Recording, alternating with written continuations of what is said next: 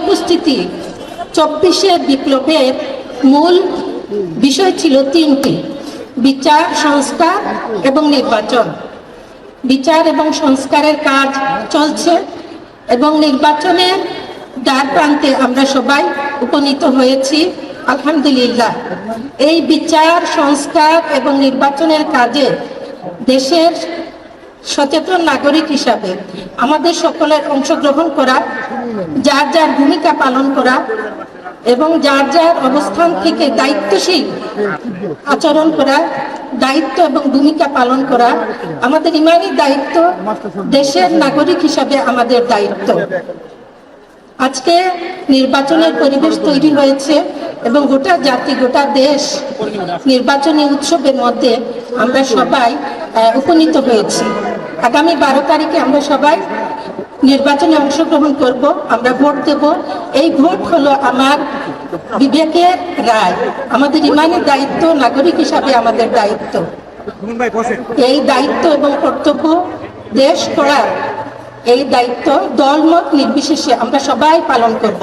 আমরা কেমন দেশ চাই, কেমন সমাজ চাই? আমরা চাই শান্তি, মুক্তি, ন্যায়, ইনসাফের একটা দেশ এবং সমাজ। আমরা সবাই মিলে দলমত নির্বিশেষে, নারী পুরুষ আপামর জনতা সবাই মিলে আমরা আমাদের কাঙ্ক্ষিত শান্তি, সুখের, ন্যায়, ইনসাফের সেই সমাজ এবং দেশ আমরা গঠন করব। এই লক্ষ্যে আমরা সবাই আমাদের বিবেকের রায় প্রদান করব।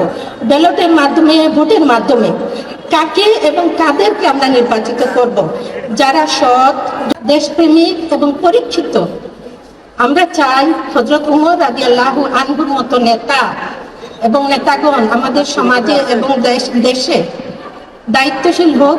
দেশ এবং জাতিকে পরিচালনা করার দায়িত্ব আমরা এমন যোগ্য নেতার হাতে দিতে চাই, যারা প্রকাশ্যে এবং গোপনে সর্বাবস্থায় আল্লাহ রাব্বুল আলামিনকে ভয় করে, আল্লাহকে হাজির নাজির জেনে তাদের সমুদয় দায়িত্ব, জনগণের প্রতি অর্পিত দায়িত্ব পালন করবে। হযরত উমর রাদিয়াল্লাহু আনহু বলেছিলেন, ফুরাতের কূলে একটা কুকুরও যদি না খেয়ে মারা যায়, আমি উমরকে হাসরের ময়দানে আল্লাহর দরবারে জবাবদিহি করতে হবে। সেই ধরনের আল্লাহ ভীরু, পরহেজগার, আমানতদার, বিশ্বস্ত নেতা এবং দায়িত্বশীল আমাদের প্রয়োজন। মহান আল্লাহ রাব্বুল আলামিন বলেন, নেতা এবং নাগরিক সবাইকে হতে হবে সৎ, যোগ্য, আল্লাহ ভীরু এবং আমানতদার, সৎ চরিত্রবান। মহান আল্লাহ বলেছেন, জনগণের লোকেরা যদি আল্লাহর উপর ঈমান আনে এবং আল্লাহকে ভয় করে চলার নীতি অবলম্বন করে, তাহলে আল্লাহ রাব্বুল আলামিন আসমান এবং জমিনের সমুদয় রহমত, বরকতের দরজা তাদের জন্য খুলে দিবেন।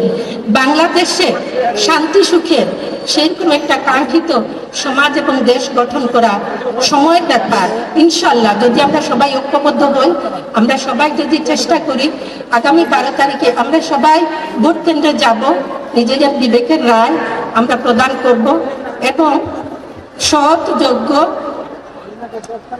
ইমানদার, আমানতদার প্রার্থী এবং নেতাকে আমরা বাছাই করে নেব, যাদের হাতে দেশ এবং জাতি নিরাপদ থাকবে।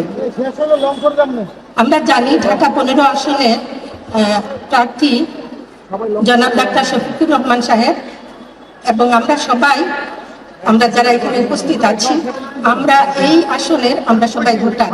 আমরা ভোটও দেব, দোয়াও করব এবং সার্বিকভাবে সহযোগিতা করব, যার যার ভূমিকা এবং দায়িত্ব পালন করব দেশের জন্য, জাতির জন্য, উম্মার জন্য। মহান রাব্বুল আলামিন আমাদের সবাইকে আমাদের প্রত্যাশিত, কাঙ্ক্ষিত দায়িত্ব পালন করার তৌফিক দান করুন। সবাইকে আল্লাহ সুস্থ রাখুন, আমাদের পরিবার পরিজন সবাইকে আল্লাহ হেফাজত করুন। 24 শহীদদেরকে আবারও স্মরণ করছি।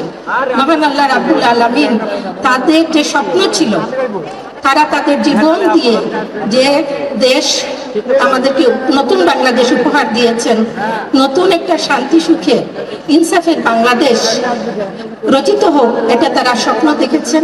তাদের সেই স্বপ্নকে বাস্তবায়ন করার জন্য আসুন আমরা দল, মত, নারী পুরুষ নির্বিশেষে সার্বিকভাবে কাজ করি।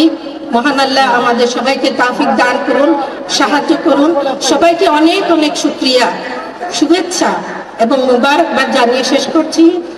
আমা তাওফিক ইল্লা বিল্লাহ। আসসালামু আলাইকুম ওয়া রাহমাতুল্লাহি ওয়া বারাকাতুহু।